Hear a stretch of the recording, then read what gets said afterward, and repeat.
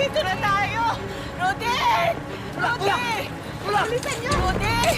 Rudy! Rudy, nasa wala po! Nandito na tayo! Bilisan niyo! Nasa ospital ka na! Kay!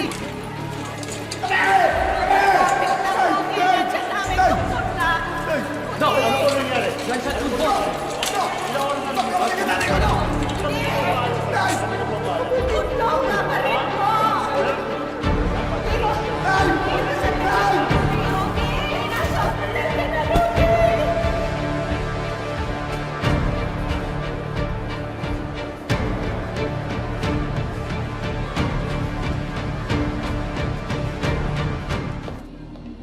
Si Gabo.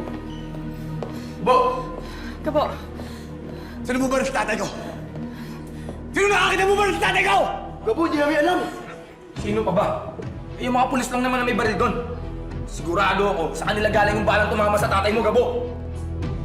Kapag may nangyaring masama sa tatay ko, hindi ako magdadalawang isip na bumalik ulit sa kulungan.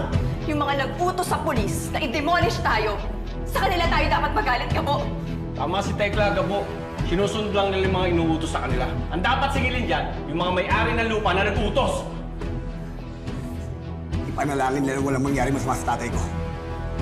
Kapag nalaman ko kung sino nag-utos na ipademolish ang lugar natin, mananagot sa akin! Pati ang mong pamilya nila! Nananahimik na sa ginito ang lupa, guguluhin nila tayo. Hindi lang si Mang Rudy ang napahamak dito. Pati na rin yung mga kapitbahay nating nasaktan.